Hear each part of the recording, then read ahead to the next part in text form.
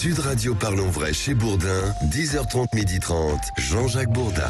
Il est 11h03, merci d'être avec nous. Allez, nous allons ouvrir le débat, ouvrir un débat qui est déjà ouvert dans de nombreux foyers, qui est déjà ouvert publiquement ici ou là, à propos des responsabilités. Alors demain, nous parlerons de la responsabilité des politiques. Après les émeutes, ça s'est un peu calmé, ça c'est même pas un peu, ça s'est calmé la nuit dernière, des émeutes qui ont embrasé la France depuis 5 jours. On est bien loin maintenant de la mort de Naël et de la réaction à la mort de Naël.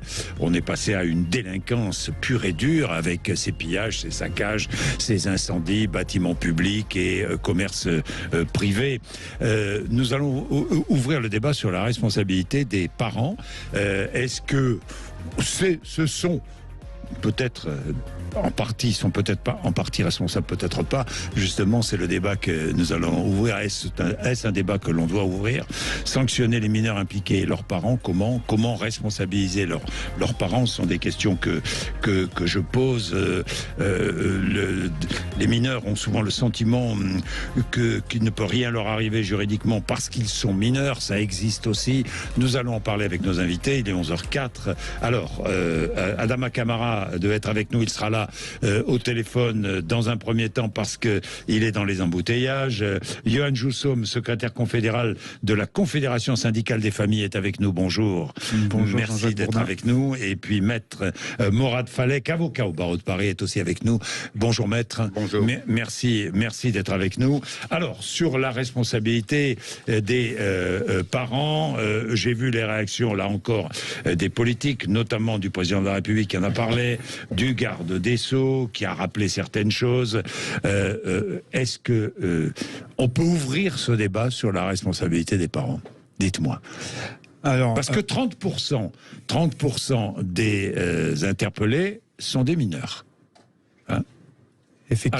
Effectivement, c'est les chiffres. Johan Joussoum, qu'est-ce que vous en pensez? Johan, pardon. Pas de problème. C'est effectivement les chiffres qui ont été recensés par la police. Avant ça, il nous semble quand même important de dire que les actes policiers sont absolument inexcusables. D'abord, c'est la première chose. La deuxième, c'est de dire que la réaction face à cet événement est en partie inexcusable également. Quand on s'attaque à effectivement des Restos du Cœur, des Aldi dans certains quartiers qui sont pour certaines familles les seuls endroits où on peut faire les courses à pas cher, il y a une réelle problématique. Ce qu'il faut dire, c'est que sur les quartiers, on est, si on devait prendre une métaphore, on est sur des braises et à la première étincelle, il y a un feu et évidemment ça s'embrase. Avant ça, et avant de parler des parents, nous ce qu'on dit c'est qu'il y a sur le quartier quand même des dispositifs qui fonctionnent. Il y a des associations, il y a des centres sociaux, il y a des enseignants, il y a des éducateurs qui font le travail et qui sont vraiment à pied d'œuvre pour faire vivre correctement ces territoires, parfois exclus de la République. Et donc, c'est important de leur dire qu'ils font un travail magnifique et ils se sentent aujourd'hui découragés aussi, ces personnels-là. Et donc, nous, on leur dit continuez le travail et on dit aussi mais où sont passés les moyens? Où sont passés les moyens pour ces territoires de la République? Où sont passés... Enfin voilà, il y a les services publics qui désertifient certains territoires politiques de la ville. Voilà, donc ça c'est l'analyse globale. Voilà, l'analyse globale. Les responsabilités sont multiples. Évidemment qu'elles sont multiples. On va pas montrer du doigt un tel ou une telle. Les responsabilités sont multiples. Là, je vais ouvrir le débat sur la responsabilité des parents. Où est-elle? Est-ce qu'ils sont en partie responsables du développement? La société, dans son ensemble, ça veut rien dire la société, en même temps ça veut tout dire, c'est de la délinquance, bien souvent, malheureusement depuis jeudi, c'est de la délinquance pure et dure hein, à laquelle on assiste. Qu'est-ce que vous en pensez, maître Morad Falek? Est-ce qu'on peut ouvrir le débat sur la responsabilité des parents? Oui, on peut l'ouvrir. Est-ce qu'on doit l'ouvrir? Alors, Oui, moi je l'ouvre ce matin. Je pense qu'il faut aujourd'hui tout poser sur la table, mais il faut être très très raisonnable. Depuis 5 jours, ce que nous vivons est très particulier. Un événement dramatique. Le décès d'un jeune homme, d'un gamin de 17 ans, et un fonctionnaire de police mis en examen et écroué en prison pour un homicide volontaire. C'est un meurtre, c'est rarissime. Il est soupçonné. Il est pour l'instant mis en examen. Mis en examen et il doit bénéficier de la présomption d'innocence. Excusez-moi de rappeler les principes. Exactement. Mais c'est suffisamment rare pour rappeler que la justice a fait son travail. Qu'on le veuille ou non, la justice a fait son travail. Bien sûr. Et le nombre de personnes depuis une semaine, mais de tous bords, absolument de tous bords, qui s'évertuent à rajouter au drame des âneries, je trouve pas d'autres mots, des analyses complètement hallucinantes, on arrive à des situations dramatiques. Alors sur la responsabilité des parents, d'abord judiciairement il y en a une. Il faut le rappeler, il faut rappeler à la loi.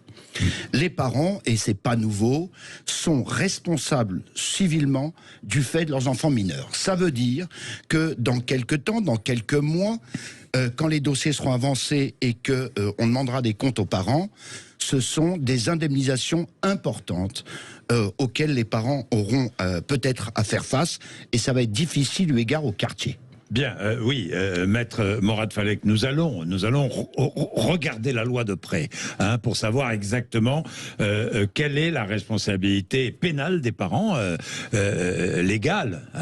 Il y a plusieurs articles du Code pénal, notamment l'article 227-17-17 du Code pénal qui précise la responsabilité des parents. Mais auparavant, vous savez qu'ici les auditeurs sont invités à réagir et sont prioritaires. 0826 300 Samir, par exemple, qui nous appelle de Vénissieux, dans la métropole de Lyon. Bonjour Samir. Bonjour Jean-Jacques, vous allez bien? Oui, ça va Samir, et vous? Et vous, ça me fait plaisir de vous retrouver, Samir, dans des circonstances pas évidentes, mais enfin, ça me fait plaisir. Alors, allez-y, Samir. C'est pour tout le monde. Alors, moi, je voulais juste remettre les choses, comme on dit, à plat. Allez-y. Là, on veut parler de la responsabilité des parents. Ça veut dire qu'on essaye de... Comment expliquer? Comment je pourrais dire? Je vais trouver les mots justes. J'ai l'impression que l'État veut... Je dis pas que tout est de la faute de l'État. Chacun a une part de responsabilité. Oui. Mais il faut... si on veut faire bouger les choses, il faut reconnaître qu'il y a un problème en France depuis plus de 40 ans avec la police et les jeunes des quartiers. Il faut l'accepter. Il faut que l'État reconnaisse et dise oui, voilà, il y a un problème. On va s'y attaquer. Tant qu'ils reconnaîtront pas ça, ça n'avancera pas, Jean-Jacques.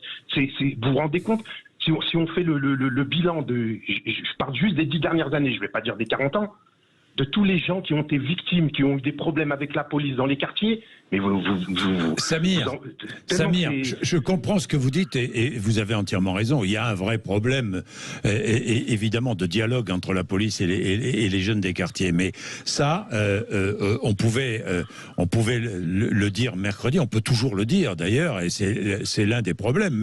Mais on a dépassé tout ça à partir de jeudi. Je veux dire par là que, Samir, bien souvent, quand on regarde ceux qui comparaissent dans les tribunaux aujourd'hui, dans les comparutions immédiates, on constate que bien souvent, ce ne sont pas des jeunes du quartier qui se sont mis à piller. Ce sont des jeunes des quartiers, mais parfois des jeunes très insérés, des jeunes qui ont un boulot, ou qui sont étudiants, ou qui sont au lycée, qui ont pillé, qui ont vandalisé, qui ont même incendié les opportunistes. C'est, encore une fois, c'est la société de consommation. Parce que je le disais, on n'a pas volé, on est allé voler des Nike, on est allé voler dans des magasins de luxe, on est allé voler chez Apple, hein, Samir? Oui, mais Jean-Jacques, j'ai une question. Quand il y a des manifestations de gilets jaunes ou je ne sais quoi, des retraites, et qu'on attrape des mineurs en train de piller ou en train de, est-ce qu'on dit que on ouvre ce débat-là, c'est la responsabilité des parents? Moi, c'est ça qui me choque. Bien souvent, Samir, les parents, 30% des jeunes sont des mineurs, des jeunes arrêtés, interpellés, sont mineurs. Oui. Samir. Oui, mais pourquoi je comprends pas pourquoi on déplace le débat sur les parents. Moi, c'est ça qui me choque. Les parents, ils font ce qu'ils peuvent. Moi, je connais pas de parents. Vous savez, j'ai grandi à Vénissieux, Jean-Jacques. C'est difficile pour tout le monde. Tout le monde. Maintenant, moi, il faut qu'on essaye de tout. Il faut que ça cesse tout ça. Pour tout le monde, pour vous, pour nous, pour tout le monde. Il faut qu'on arrive. On est condamnés à vivre ensemble. Qu'est-ce qu'on fait? On continue comme ça jusqu'à 15 jours et ça dégénère et on contrôle plus rien? Ou on continue comme ça? Samir, il y a plusieurs réponses. Il y a évidemment plusieurs réponses. Samir, vous serez d'accord avec moi? Bien sûr qu'il y a plusieurs réponses. Et parmi ces réponses, il y a peut-être une manière de responsabiliser les parents d'enfants mineurs. Mais Monsieur Bourdin, moi je connais pas de parents qui laissent leurs enfants aller dehors faire de tels actes. Moi j'en connais pas. Si les gens qui disent après, comme on dit, il y a les opportunistes, mais il faut pas jeter l'eau propre sur les parents des banlieues. Les parents des banlieues, ils galèrent, monsieur. Ils galèrent. Oui, ça c'est vrai. Ils galèrent. Vous avez raison, ils galèrent. Ils sont confrontés à la discrimination tous les jours, à tout. Si vous saviez les problèmes qu'il y a, mais je vous promets. Et en plus, ça qui est choquant, c'est que tous ceux qui donnent leur avis, ils connaissent rien. Ils connaissent rien, ils savent même pas ce qui se passe. C'est ça qui est choquant. On entend toujours les mêmes. On ne donne pas la parole aux gens concernés. C'est ça qui est choquant. Donc moi je dis, il faut tout mettre à plat. C'est pas que les parents, c'est tout le monde. Il faut tout le monde se mettre autour d'une table et il faut discuter pour sortir de ça. Parce que moi j'ai peur que ce qui va se passer, c'est qu'on va passer à autre chose. Voilà, on va laisser comme ça.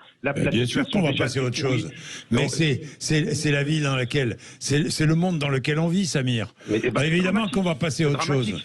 Mais c'est pas pour ça, c'est pas parce que on passe à autre chose qu'il faut laisser ça de côté. Vous comprenez ce que je veux dire? Mais c'est ce qui va se passer, Monsieur Bourdin, vous le savez très bien. Ça fait 40 ans que ça dure. Oui. Ça fait 40 ans que ça dure. Oui. C'est ce qui va se passer. Un petit qui s'est fait tuer, encore une fois, et comme on dit, s'il n'y aurait pas eu les images, voilà, ce serait passé crème comme tous les autres, tout ce qui s'est passé avant. Il faut absolument se mettre autour du table et réunir tous les partis et discuter et faire quelque chose pour que tout le monde personne soit lésé, comme on dit. Merci Samir. Le problème, il est trop grave, Monsieur Bourdin. Voilà. Bon, merci Samir, dans tous les cas. Merci d'avoir ouvert ce débat. On va le poursuivre dans 2 minutes. Parce qu'il faut que j'observe une petite pause, il est 11h15. Jean-Jacques Bourdin. Bien, nous avons Adama Kamara va venir nous rejoindre, responsable de l'association SADA. Il travaille beaucoup dans les quartiers. Johan Joussom est là, secrétaire confédéral de la Confédération syndicale des familles, et maître Morad Falek, avocat au barreau de Paris. Maître Falek, rappelons la loi, ce que dit l'article L227-17 du Code pénal sur la responsabilité des parents. Je lis, le fait par le père ou la mère de se soustraire sans motif légitime à ses obligations légales au point de compromettre la santé, la sécurité, la moralité ou l'éducation de son enfant mineur est puni de 2 ans d'emprisonnement et 30 000 € d'amende. C'est ce que dit la loi. Ça veut dire qu'un père ou une mère peut être reconnu coupable, son enfant mineur, 13 ans, 14 ans, entre dans un magasin, va voler de la marchandise. Le père ou la mère peut être reconnu coupable. Alors, ce qu'on va reconnaître en termes de culpabilité, si c'est reconnu, c'est pas le fait que votre fils ait volé, c'est votre défaillance éducative qui a mené à ce que on va s'apercevoir. Alors, c'est pas si simple. C'est des dossiers un peu compliqués qui commencent à être appliqués également. Ça, c'est une réalité. Pour le reste, ce que je disais tout à l'heure, c'est surtout, et celle-là elle est automatique, c'est cette responsabilité civile. Mais on ne peut pas être condamné pénalement du fait d'autrui. Vous ne pouvez pas être condamné pour une infraction que vous n'avez pas commise. Donc l'infraction, c'est pas le vol indirect qui va condamner, c'est la défaillance éducative. C'est la défaillance éducative. Voilà, où vraiment vous avez compromis, mais jusqu'à moralement et jusqu'à la santé de l'enfant. Alors, si vous permettez, je veux juste replacer. J'entendais votre auditeur tout à l'heure dire les gens ne savent pas de quoi ils parlent. Je veux quand même le préciser. J'ai grandi à Nanterre. J'ai grandi dans ces quartiers et j'ai même grandi dans le dernier bidonville à la naissance, le dernier bidonville sur la ville de Nanterre, qui était le bidonville de la folie. Et croyez-moi, les quartiers à l'époque, c'était pas plus simple qu'aujourd'hui. C'était vraiment pas plus simple qu'aujourd'hui, l'autre élément qui est important à rappeler, parce que dans ce bouillon de pessimisme absolu depuis une semaine, bien évidemment que dans les quartiers, vous avez des réussites exceptionnelles. Mais oui. Vous avez des réussites exceptionnelles, il y en a. Oui, mais on les met beaucoup. pas suffisamment en valeur. On les met jamais en valeur, et ça c'est une vraie difficulté. Moi je le vois au barreau, je vois l'origine des nouveaux confrères. Mais ça gêne tout le monde de mettre en valeur la réussite des quartiers. Elle est peut-être là la difficulté. Ça gêne politiquement, ça gêne tout le monde. Mais c'est une réalité. C'est une réalité, je le rappelle. Oui. Moi j'étais les 2 premiers soirs des émeutes parce que j'ai connu les pères, parce que j'ai connu essayer de descendre dans les quartiers. J'ai pas la prétention de vouloir calmer les actes des uns et des autres, mais d'essayer de comprendre, parce que il y a parmi ces jeunes des gens que j'ai déjà défendus. Nous étions en audience jeudi et vendredi. La vraie difficulté dans cette affaire-là, c'est que les temps ont changé, tout a changé. Mais bien sûr. Le poids qu'avaient nos parents. Je parle parce que quand vous êtes issu, comme je le suis, de l'immigration, mais directe, ce que je veux dire, c'est que c'est mon père et ma mère qui ont immigré. Il y avait un positionnement des parents où, croyez-moi, et vous m'excuserez la trivialité du propos, vous ne bougez pas une oreille. Non seulement vous ne bougez pas une oreille, mais l'appel au respect de la société était fondamental. Alors, qu'est-ce qui a changé? Moi, j'ai pas ça s'est délité. Mais totalement. Et pourquoi? Alors le pourquoi, c'est socialement, vous avez toute une série de nouveautés. Moi j'ai une certitude, et je parle de ça depuis plus de 30 ans maintenant, l'école ne remplit plus sa mission comme elle l'a fait avec nous. Alors on a appelé ça l'ascenseur social, on appellera ça comme on veut. Moi je le dis, je le répète, j'ai jusqu'à aujourd'hui... c'est une défaillance du service public au sens large du mot. Oui, on n'a pas seulement l'école. Puis vous avez, et il faut le dire, un véritable abandon des terrains. Ça, je pense qu'on est à peu près tous d'accord. Depuis des décennies. Vous êtes d'accord? Bonjour, déjà désolé du retard. Non, c'est avec les bouchons. Merci d'être venu quand même. Hein. Non, on est ça, là c'est quand même, vraiment, merci. ça vous honore. Maître Forad Falek, vous avez entendu ce qu'a dit? Oui, j'ai entendu. Je suis quand même un peu d'accord avec ce qu'il dit. Vous connaissez parfaitement tous ces quartiers. Oui. J'ai grandi, j'y fréquente, et aujourd'hui, je travaille aussi beaucoup pour Garges-les-Gonesse, la sensibilisation autour des bagarres, des rixes interquartiers. Donc le Val d'Oise, Garges-les-Gonesse. Oui, qu'est-ce que je dis ça? Oui, c'est pareil. Vous avez raison. Et malheureusement, moi quand j'entends, il y a la responsabilité des parents. J'ai l'impression que tous les parents sont démissionnaires quand je l'entends. Et moi, je me demande et je me pose une question, parce que j'ai beaucoup de familles monoparentales, même des mamans. Qui sont dépassés par leur enfant, qui n'ont pas honte de le dire des fois, qui viennent me voir et qui viennent voir des personnes qui disent « Mon fils ne m'écoute pas. Mon fils, quand je lui dis de ne pas sortir, mon fils sort. Il peut même me bousculer. J'ai besoin d'aide. » Donc on va quand même condamner cette maman? Moi, je pose la question. Donc, ok, on vous dit la responsabilité des parents. C'est une réalité. Mais les parents vont devoir payer l'acte de leur enfant, déjà au niveau du tribunal, au niveau de l'argent, quand il y a de l'argent à payer. Vous dites ça parce que j'ai vu les Républicains qui demandent la suppression des allocations familiales pour les parents d'enfants mineurs délinquants. Mais moi, en fait, on propose quoi comme solution? C'est la question. C'est qu'on fait de la répression. On sanctionne des parents, mais à quel moment on trouve des solutions pour aider ces parents? Parce que moi, je suis désolé, il y a ok, ce qui s'est passé, c'est très grave. Déjà, la mort du jeune Naël, c'est très grave. Ce qui s'est passé derrière, c'est très grave. Les premières victimes de ce qui s'est passé, c'est aussi nous. Parce que moi, quand je parle aux jeunes et quand on va dans les quartiers, on leur dit, mais les gars, ce que vous êtes en train de brûler, on en aura besoin dans 2-3 semaines. Et dans 2-3 semaines, une fois que la pression sera redescendue, on va tous se regarder et on va se dire, mince, on a fait n'importe quoi. À quel moment on sanctionne les parents quand il y a du harcèlement, quand il y a d'autres choses qui se passent hors des quartiers? Moi, j'ai l'impression, quand ça touche un peu les quartiers populaires, ça tape fort, parce qu'il faut taper fort. Et il y a aussi tous ces mots nuisibles, ensauvagement et compagnie. Donc, à un moment donné, on est tous citoyens français, on le dit tous, toujours, mais moi, je propose qu'on trouve des solutions au lieu de sanctionner les parents. Est-ce que sanctionner des parents, c'est une solution? C'est la question qu'il faut se poser. Moi, je vous la pose, cette question. Bien, alors, non mais vous avez raison. On va prendre 2 auditeurs et ensuite je continuerai à vous donner la parole, bien sûr. Chantal, qui est dans les Pyrénées-Orientales, bonjour. Oui, bonjour. Monsieur Bourdin. Qu'est-ce que vous avez envie de dire, invités. Chantal ? Tout simplement que quand on met des enfants au monde, on en est responsable jusqu'à 18 ans. Nous sommes en France. Et peu importe le niveau social et le quartier dans lequel nous acceptons. Depuis tout petit, on éduque nos enfants. Moi, je suis une grand-maman. J'ai éduqué ma fille éduque son fils. Je dis pas que c'est la panacée, mais enfin, il y a quand même un sens normal. Il y a cette fatalité, maintenant, j'ai 69 ans, il y a cette fatalité que l'on dit, oui, mais vous comprenez, voilà, il y a les réseaux sociaux, il n'y a pas d'un couffin. Un gamin de 6 ans, il n'a pas besoin d'avoir un téléphone à l'école. Un gamin de 15 ans, non plus. Mon petit-fils a 14 ans, il a son téléphone cette année, il a que 4 numéros dessus. Et il n'a pas accès à Internet ni quoi que ce soit. Je ne dis pas que c'est le pain béni du ciel, hein, nullement, bien au contraire. Hein. Oui. Mais il faut être responsable, tout bêtement. Mais ça, Chantal, tout le monde sera d'accord. Le problème, c'est que parfois, et je rejoins ce que dit Adama Camara, parfois c'est difficile, quand on a une maman seule, de s'opposer à son ado. À son ado de 13 ou 14 ans. Hein. C'est vraiment très difficile. Alors là, franchement, M. Bourdin, j'ai la bouffaïde qui m'attrape. Je suis désolée, mais c'est une expression alors catalane. Allez, oui, je connais. Mais là, la bouffaïde m'attrape. Il y a un parmi tant d'autres, mais c'est pas la totalité de tous les enfants. Oui, donc il ne faut pas stigmatiser non plus la maman, qui va se sentir encore plus en dessous des autres, parce qu'il est effectivement, il y a également tout ce qui est l'entourage social, mais je dirais qui émane de la République. Les acteurs sociaux, pas forcément ce que vous recevez, nullement.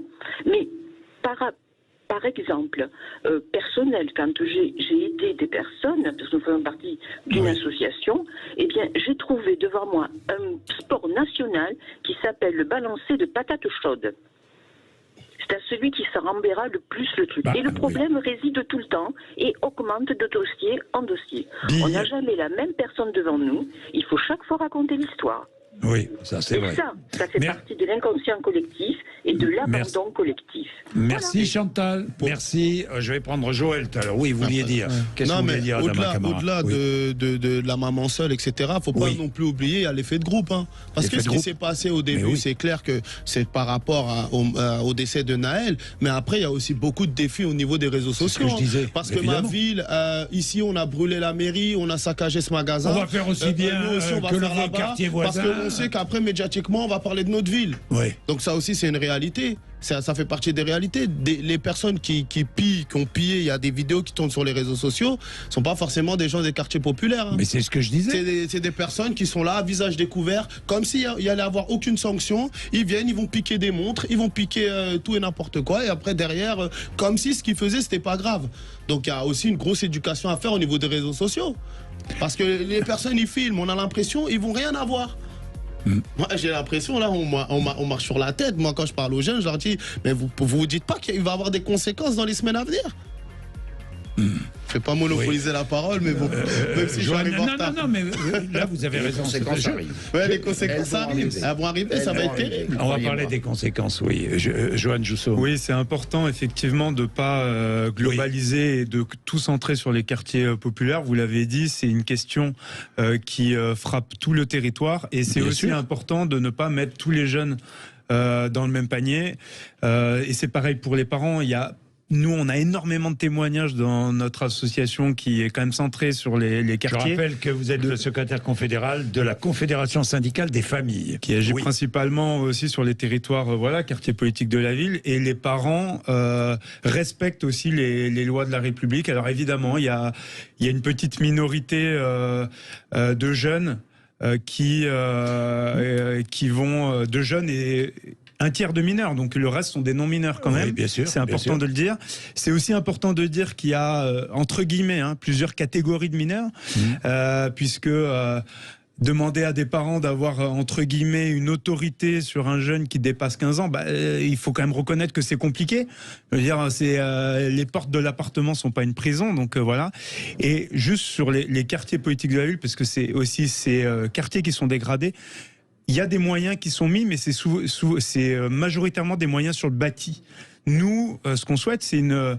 mais c'est le que ces bâti, moyens, c'est important. Le logement, alors, c'est important. Oui, mais les murs... C'est même essentiel. Oui, certes, mais les murs n'ont jamais permis non, de... mais on est d'accord. Vous avez raison. Mais il faut mettre les moyens humains, en fait. Oui, aussi. Aussi. Parce que le logement, c'est essentiel. Hein. C'est essentiel, et même ce que vous avez aussi dit tout à l'heure, ce qui est important, et même dans les quartiers populaires ou autres, il y a beaucoup d'associations qui œuvrent, qui font des belles choses. Bien sûr. Pour faire vraiment avancer les choses positivement, mais on les montre peu. On montre la banlieue que quand ça va pas. Et on parle des jeunes de la banlieue que quand ça ne va pas. Mais ça fait partie d'une réalité. On parlait de l'éducation, de l'école. Moi, je suis désolé, j'ai une collègue à nous, son fils, il s'est fait exclure. Pendant à peu près 4 mois, il n'était pas scolarisé. Donc si elle n'était pas derrière son enfant, à vraiment se battre, à s'en occuper, pendant 4 mois, admettons 3-4 mois, un élève il est déscolarisé, il fait rien, il va traîner dans le quartier. Comment on va remobiliser un jeune pour qu'il retourne après à l'école 3-4 mois après?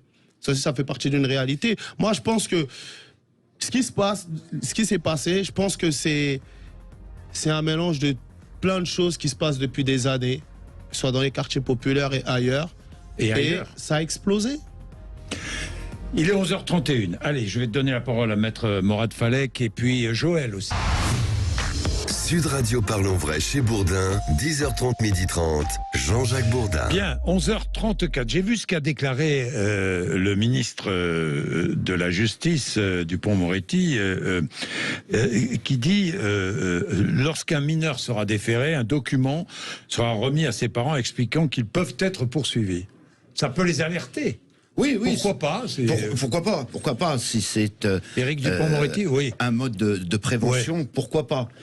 D'abord, faut le savoir. Alors, le hasard du calendrier fait qu'aujourd'hui, il y a une journée de grève des greffiers dans les tribunaux pour manque de moyens. La justice et je suis pas magistrat, je suis pas greffier, mais nous sommes tous dans le même bateau. Oui, mais Maître Morad Falek, aujourd'hui, il y a présentation justement d'un texte de loi améliorant la situation et prévoyant l'embauche de je sais pas combien de greffiers. Aujourd'hui, c'est qu'il y a déjà eu des éléments, notamment cette grille. On verra. Mais pourquoi pas maintenant la responsabilité des parents? On parlait de la responsabilité pénale tout à l'heure. C'est pas automatique et fort heureusement, on vient pas parce que le fils mineur ou la fille mineure s'est rendu coupable d'un vol de je ne sais quoi dans ces émeutes qu'on va embastiller du jour au lendemain les parents. C'est plus compliqué que ça. Il y a un vrai travail de fait, ça faut le savoir. Moi, ce qui m'amuse beaucoup, excusez-moi, le terme est peut-être impropre, mais je l'utilise volontairement, c'est de se rendre compte que à chaque crise de ce type, nos politiques, nos responsables ont l'impression de découvrir l'eau tiède. Qu'est-ce qui me fait dire ça? J'entends encore une proposition qui est une tarte à la crème depuis des années, de la suppression de l'allocation familiale aux parents. On va arrêter avec ça. On sait bien que ça marche pas, on sait bien que c'est ridicule, on sait bien que c'est encore une fois, c'est un baratin politique absolument éhonté, je le dis comme je le pense. La réalité, c'est qu'il y a des parents qui sont en effet dépassés. Il y a des parents qui sont dépassés. Faut savoir, alors on parlait de mineurs 30%. Il y a une particularité chez ces jeunes gens qui ont été interpellés et qui ont comparu pour beaucoup, on est des très jeunes mineurs. Il y a aussi des très jeunes mineurs. Et on m'interrogeait 13 ans. À l'audience vendredi, la question essentielle et qui revenait à chaque fois posée par les magistrats, mais pourquoi vous faites ça? C'est fondamental. Vous avez défendu certains? J'en ai défendu. Vendredi, on y a passé la journée avec des confrères. Et alors la question est toujours la même et la réponse est toujours la même. Je sais pas. Eh ben, il se trouve, et c'est là où il y a une vraie difficulté. Je l'ai dit et je le répète, que cette réponse, elle est non seulement sincère du jeune, mais c'est la vérité. Je ne sais pas. Je ne sais pas. Mais ils venaient d'où ces jeunes? Ils venaient d'où ces jeunes? De différents milieux? Il y en a du quartier, ça s'échange, il faut le savoir, ça s'échange aujourd'hui, c'est devenu un village. À travers les réseaux sociaux, et ben toi tu vas aller dans le département du Val d'Oise, toi tu seras en Seine-Saint-Denis, et on a des gens qui arrivent de partout. Et en espèce de surenchère. Avec souvent des jeunes qui sont scolarisés, qui n'ont pas de soucis. On a de tout, Monsieur Bourdin, absolument de tout. Des jeunes scolarisés, des jeunes qui ont un emploi, on a de tout. Alors, quand je dis on a le sentiment de découvrir l'eau tiède, nous sommes sur des décennies de difficultés. On n'a jamais posé véritablement les problèmes. Qu'on le veuille ou non, qu'on le veuille ou non. Je sais pas s'il faut changer de république, passer de la 5e à la 6e. Oui, mais ça, tout ça, je m'en contrefiche. Mais les jeunes s'en foutent. Moi, c'est organisé. Pardon, on s'en moque de ça. C'est organisé une vie sociale. Et on n'a pas le choix. Dernier point, et je le soulève quand même, ça peut aussi poser une difficulté parce que les gens ont peur des mots. En arrière-plan, on a ce thème presque honteux, qui est très difficile à manipuler, l'immigration. Oui. L'immigration. Tous ces jeunes, souvent, sont issus de... On arrête avec ça. On arrête avec ça. Il y a une idée, elle est claire, elle est nette, elle plaît ou elle plaît pas. Ces gamins sont français et resteront français. Alors, tous les jeunes que vous avez défendus, vous avez défendu plusieurs jeunes. Oui. Bon. Ils viennent d'où? Alors, je vais vous surprendre. Oui. Comme ils sont français. Alors, ils sont tous français. Ils sont tous français. Tous français. En tout cas, ceux que j'ai défendus et ceux que j'ai vus passer, ça va régler le problème. Mais surtout, socialement, il n'y a pas que des gens de cité. Ben oui, c'est ce que il n'y a pas des gens de cité. Et ça fait 30 ans que je défends des gamins, et pas seulement. Et croyez-moi, la délinquance, c'est transversal. C'est socialement transversal. Mais évidemment. Je défends des gamins de l'Ouest parisien, des beaux quartiers de l'Ouest parisien, dans toutes les matières. Quand je dis dans toutes, c'est toutes. Ça va de l'outrage au refus d'obtempérer, au trafic de stupéfiants. Et je prends un exemple tout simple. Quand vous prenez les Black Blocs, c'est impressionnant la population que vous y trouvez. Mais impressionnant. Ah oui, et là, vous avez... Des cadres, vous avez des cadres, vous avez des étudiants de haut niveau, vous avez... Donc, c'est bien la démonstration que socialement, il y a une vraie difficulté. Ouais. Et socialement, au sens le plus large. On peut parler des réseaux sociaux, on peut parler de la société consommation, qui est une catastrophe. Quand culturellement, ce que vous offrez aux mineurs aujourd'hui, je ne vais citer aucune émission, quand la référence culturelle, ce sont les âneries qu'on nous passe sur certaines chaînes, excusez-moi, il y a un moment où moi je reviens et je vais passer pour un dinosaure. Et les influenceurs, quand vous voyez qu'on est influenceur, on n'aligne pas 3 mots correctement, et on gagne des millions. Quel schéma vous voulez donner? En plus, s'agissant des familles monoparentales, vous avez une autre difficulté. Je ne suis pas spécialiste de ces questions, mais nous le voyons tous les jours.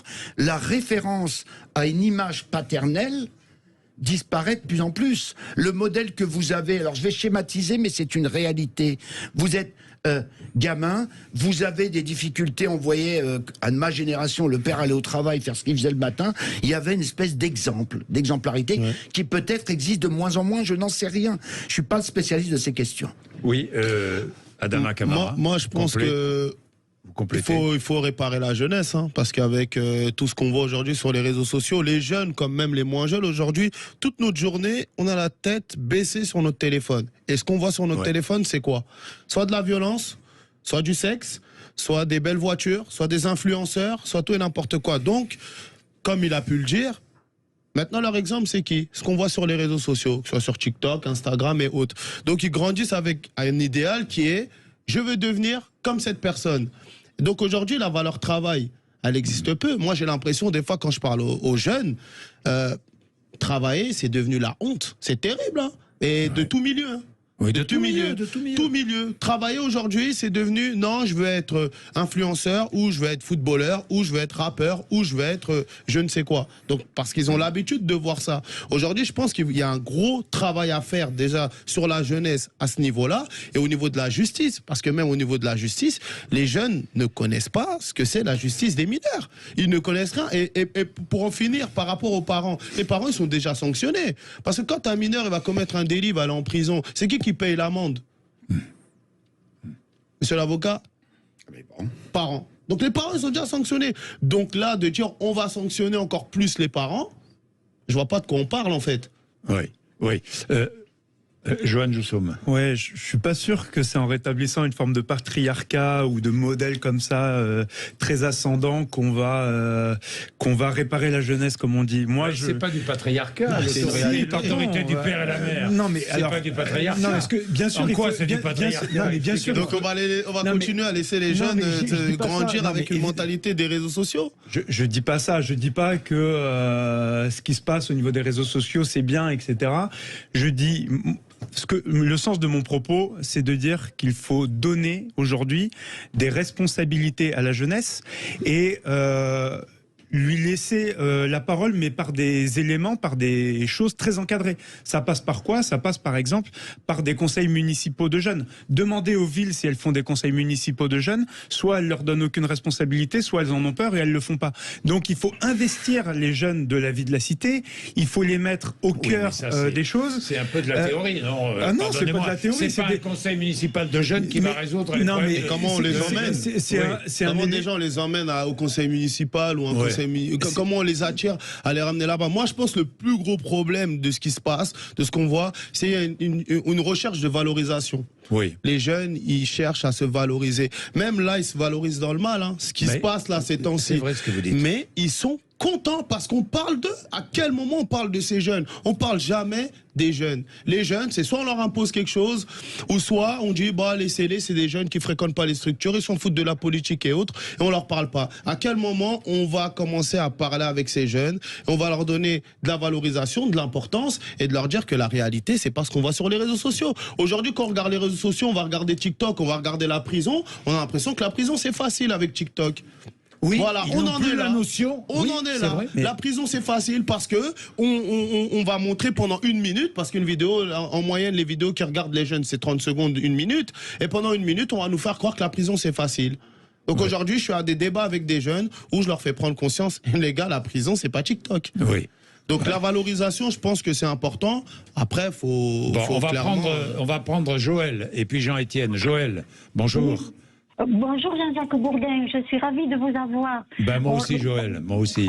On vous écoute tous les jours sur Sud Radio. Merci, c'est gentil Joël. Vous êtes dans le Lot-et-Garonne, hein? Alors, je suis à Gênes, dans le Lot-et-Garonne. Je voulais apporter un témoignage. Oui. Parce que je viens de déménager. J'ai habité pendant 33 ans. Oui. La cité Montanou à Gênes, oui. qui est une cité où il y a beaucoup de population maghrébine. Oui. Et nous n'avons jamais eu aucun souci avec ces personnes. Oui. C'est un quartier où il y a eu des voitures, enfin des chariots brûlés ces derniers temps. Mais toutes les personnes qui y habitent, nous n'avons jamais eu de soucis avec ces gens-là. Voilà. Oui. Donc, je voulais dire surtout que les dames maghrébines s'occupent comme les Françaises merveilleusement de leurs enfants. Et je crois que jusqu'à l'âge de 12 ou 14 ans, elles les maîtrisent. Mais après, quand ils attrapent 14 ou 15 ans, là, elles ne les maîtrisent plus. Et comme les papas français, c'est le rôle des papas français de faire de prendre le relais. Et souvent, je pense qu'il y a une éducation au niveau de ces populations qui était la même chez nous il y a quelques années. Et qui a changé? Non, qui n'a pas suffisamment changé, justement. Ah. Je vais raconter une petite histoire. Alors, qu'est-ce que vous vouliez dire? Qu'est-ce que vous voulez dire? Le rôle des pères, là, vous voulez souligner? Le rôle des pères. Alors, qu'est-ce que vous voulez dire à propos du rôle des pères, Joël? Alors, je vais vous expliquer en 2 mots. Je m'en étais pas rendu compte sur place, mais l'année dernière, nous avons eu la réunion des voisins des quartiers. Oui. Il y avait les dames et il n'y avait pas les messieurs. Les messieurs ne sont pas venus. Oui. Or, ce sont des populations qui ont l'habitude de faire les choses, de fêter les choses, les hommes d'un côté, les femmes de l'autre. Et ça, c'est un réel problème. Et quand on a demandé pourquoi les messieurs ne venaient pas, on n'a pas trop compris pourquoi. Mais au bout d'un petit moment, les messieurs, quelqu'un est arrivé et dans l'affaire de 20 minutes, toutes les dames ont été parties. Non, voilà. Joël, vous voulez dire que les pères, malheureusement, ont démissionné, enfin, ou de moins ne remplissent pas leur rôle, et le rôle peut-être qu'ils remplissaient auparavant. Je ne sais pas, il ne s'agit pas de société patriarcale, hein, et peut-être que le patriarcat, pardonnez-moi, mais à une époque ça a été utile aussi. Il ne faut pas non plus. Le rôle du père est aussi très important. J'aimerais clarifier après. Le rôle du père, il est important. Oui. Moi, j'ai une maman que j'accompagne parce qu'aujourd'hui je fais de l'accompagnement au deuil. Quand il s'agit d'aller parler de... Non, mais c'est une réalité. Il y a une maman qui m'a dit, Adama, père veut dire repère. Oui. Donc à partir du moment où on va se dire la vérité, c'est vrai qu'il y a beaucoup de papas qui sont absents. Mais oui. Le pourquoi du comment, je ne suis pas là pour les accabler, mais il y a des pères qui sont absents. Donc forcément, un jeune qui n'a pas l'exemple à la maison va chercher un exemple dehors. Son exemple dehors, ça va être sur peut-être le grand du quartier, etc. Et de là aussi, avec l'effet de groupe, l'influence des jeunes, parce que les jeunes, ils ont 2 comportements. Il y a le comportement à la maison, et il y a le comportement dehors. Et ça, il ne faut pas négliger. Parce que dehors, avec l'effet de groupe et tout ce qui va avec, le jeune n'aura pas le même comportement que face à sa mère ou à son père à la maison. Ça aussi, c'est une réalité. Donc, moi, je pense que vaut mieux chercher à trouver des solutions au lieu des sanctions, pour ma part. Vous vouliez réagir? Oui, après je fais la pub. Promis. Allez. Oui, je veux juste dire qu'aujourd'hui, on est dans une société où il y a 40% de familles recomposées, monoparentales, et il y a plein de formes de parentalité. Les modèles traditionnels ont bougé et de façon exponentielle, et donc il faut aussi inventer des solutions avec cette réalité-là. Je ne suis pas sûr d'ailleurs que les jeunes qui font des bêtises dans les rues, etc., sont que des enfants sans père. Je ne crois pas. C'est pas ce qu'on a dit. On n'a pas dit sans père, on a dit sans repère, mais sans repère. Mais bien sûr qu'il faut redonner. En fait, dans les écoles, organiser les rencontres entre les enseignants et les parents, et vous verrez qu'il n'y a jamais de père, très peu de pères. À part dans les écoles, dans les quartiers un peu huppés, ou sinon il y a très peu de pères. Les pères doivent reprendre leur place. Ça, c'est une réalité. Ça, c'est une réalité. Évidemment. Ils ont un certain nombre à déserter. Ils doivent reprendre leur place. C'est évident. Parce que des fois, on compte même plus sur le grand du quartier que sur le père. Oui. Des fois. Sud Radio Parlons Vrai chez Bourdin, 10h30, 12h30, Jean-Jacques Bourdin. Il est 11h52, très vite, Jean-Étienne, qui est à Maison Lafitte, dans les Yvelines. Bonjour Jean-Étienne. Bonjour à tous. Alors, qu'est-ce qu'il faut faire? Vous supprimez toutes les aides sociales? Alors écoutez, moi je suis enseignant, donc déjà par rapport à ce que j'ai entendu, je me permets quand même calmement, parce que ça boue à l'intérieur, je me permets quand même de le préciser. Quand j'ai des réunions, j'ai été enseignant à Saint-Denis, j'ai vécu en cité, voilà, enfin je vais pas à me justifier, mais pour que vous ayez un peu une idée. Moi je suis désolé, je vois aussi des pères qui sont complètement dépassés, etc., ou des pères et des mères qui me répondent qu'ils n'en ont strictement rien à faire. Donc je vais être très concret. D'ailleurs, j'en profite pour dire vive parents vigilants. Je ne sais pas si vous connaissez, mais c'est quelque chose dont les personnes devraient se concentrer un peu. C'est parents vigilants, ça c'est quelque chose de très important que vous pouvez trouver partout, et ça j'insiste. Et j'en profite aussi pour après je vous dirai très vite ce que je propose. Très vite, Jean-Étienne. Et je suis d'ailleurs comme Reconquête à fond pour le soutien des forces de l'ordre. Voilà. Bien. Moi ma proposition. Enfin, tout le monde est pour le soutien des forces de l'ordre. Hein. Pardon ? Tout le monde est pour le soutien des forces de l'ordre. Hein, j'espère bien. Oui. Bah oui. Alors allez-y. Je vous donne donc Mais très vite, Jean-Étienne, allez-y, parce qu'on perd du temps. Je viens d'entendre Gérard Darmanin qui encore. Mais faites pas de politique. Qu'est-ce que Jean-Étienne, qu'est-ce que vous dites? Ce que je voulais vous dire, c'est que je suis pour effectivement que comme vous venez si bien de le dire, Monsieur Bourdin, la solution la plus radicale avec tout ce qu'il se passe en ce moment, c'est pas de prendre quelques temps pour s'adresser au quartier et être ferme avec les voyous, comme vient de le dire ce cher Darmanin, c'est de couper les aides à toutes ces familles qui sont dépassées, comme je peux le voir, et je peux vous dire que... elles seront moins dépassées, Jean-Étienne. Vous leur coupez les aides, elles seront moins dépassées? Leur couper tout. Voilà. Leur couper tout, c'est-à-dire que vous en faites quoi? Vous les mettez à la rue?